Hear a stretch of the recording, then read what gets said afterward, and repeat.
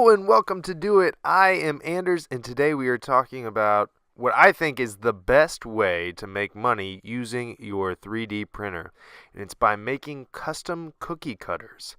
So as you can see here, I've been working with a baker in my hometown, and she does an incredible job. And it all starts off with these 3D prints that we've been making. So let's get into it. So the reason I love this project so much, and I think it's so effective as a business using a 3D printer, is because it's got such low overhead. We're going to use free software the entire time, stuff that you can download for free or access online for free. We're going to have a very minimal time investment. You don't need a whole lot of skill to get this done. We're going to use a really small amount of filament. The object that you're going to create is beautiful, but it's also disposable. So it's going to have a customer coming back to buy more. So let's get into it. I've got Inkscape open, which you can download online for free. And what I'm going to do is I'm going to just bring in a picture that I found online of a dog. I figure we can make a custom dog cookie cutter today. And what I did was I got a silhouette, and this is a JPEG, and I'm going to need it to be an SVG. And I could take the Bezier pen and trace around everything, but that would take way too much time. So what I'm going to do is I'm going to come up here and I'm going to hit Trace Bitmap. And we're going to get a live preview. Oh, looks good.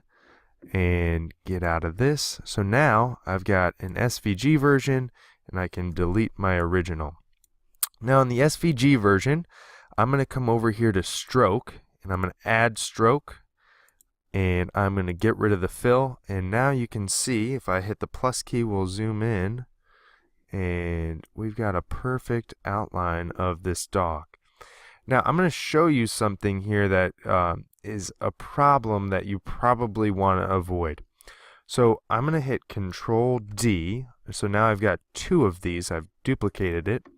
And I'm going to go to Path, and I'm going to go Outset. Now, you can see that this looks thin, but when you 3D print it, it's going to be thick enough to cause the baker some problems. And there are going to be some areas that they're going to have to retrim.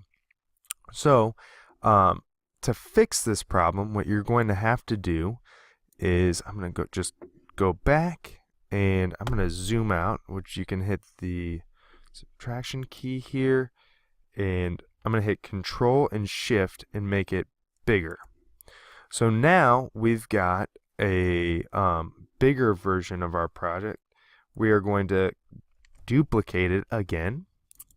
We are going to go Path, Outset, and now when we shrink these down together, when we hit Control Shift,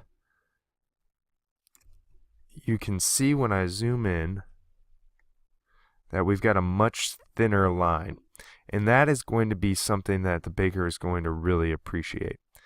And honestly, right now, I mean, you could put this in Tinkercad and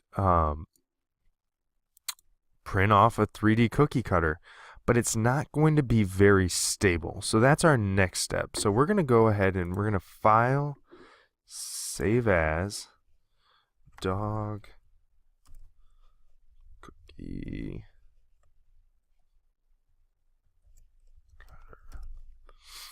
Cutter.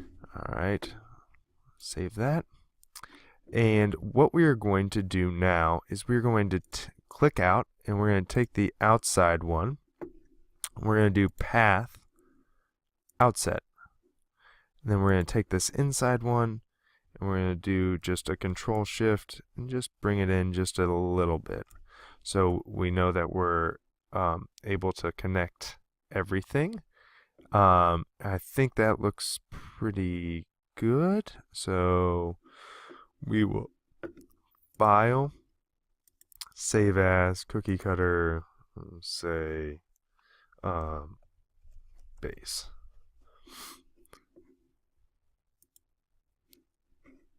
So now we've got a really basic cookie cutter ready to go. But really what makes cookie cutter is special is your ability to personalize them. So let's move into that. So I'm going to go ahead and lock this first layer. I'm going to add a new layer above the second layer. So what I'm going to do here is I'm going just to add in some text. So let's name this dog Griffin. All right, so now that I've got a more interesting font here, let's just move it back to the center here. And this looks great right now, but if you're making a cookie cutter, you're going to have to remember that this is going to be mirrored. So if you leave it like this, then it's going to show up looking backwards on your cookie cutter. So it's a real simple fix for that. All you have to do is come up here, flip selected objects horizontally, and you're good to go. So now what I'm going to do is I'm going to turn off the view on my bottom layer, and I am going to hit File, Save As, and then I'm going to change this cookie cutter name. All right. So now that we are ready to go, we could have a cookie cutter right now, but the name would not be attached to our rest of our cookie cutter. So what we're going to need to do is add in some support moving across that is going to connect these letters to our base. So I'm going to add in yet another layer, lock this one, and I'm going to take this Bezier pen here, and all I'm going to do is I'm going to need to turn off snap.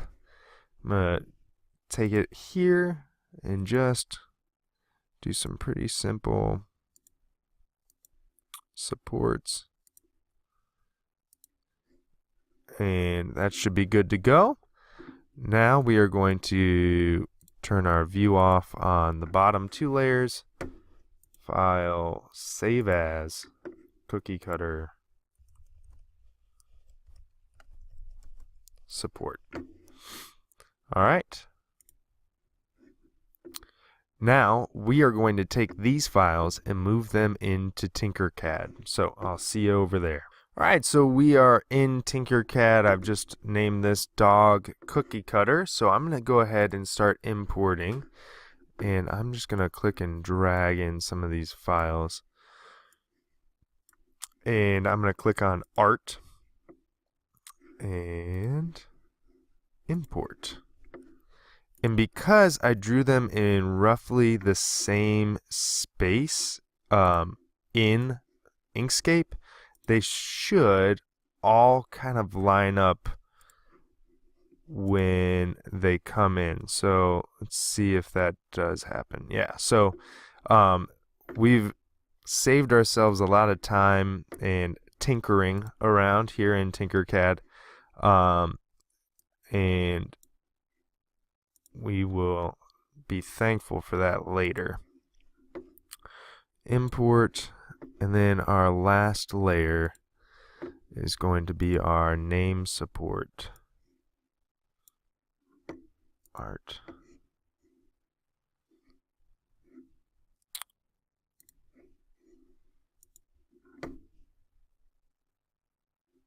Okay, so this one came in a little wonky.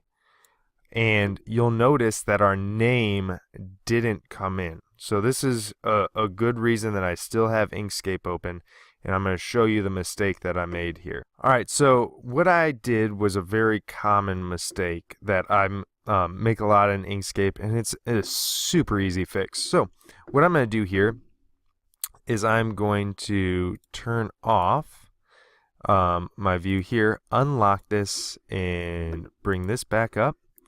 And all I really need to do is go to Path, Object to Path. I'm going to do File, Save As, Name, and then I do want to replace that. So now we'll just go back into Inkscape, import, art, And all right. So came in just a little low. So now we've got all of these things that are the same size, and this is just the tiny bit of work that you have to do in Tinkercad. So what I'm going to do is I'm going to select this outside layer, and I'm going to bring this down to about, I don't know, 3 or 4 seems to be about reasonable, has worked in the past for me. And you can see that it's pretty well connected around the outside. Then I'm going to take this up to about 15.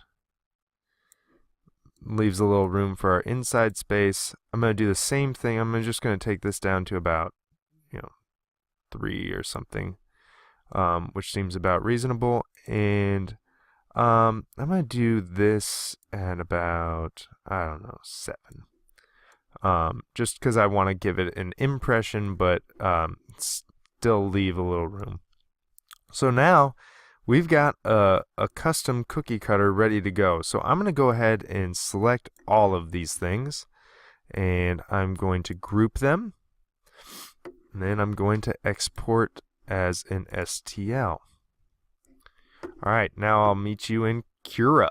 All right, so now that I pulled it into Cura, if you can pause, and if you want to look at my settings on the side, you can do that. Now all I'm going to have is it slice, save, and we'll head over to the 3D printer.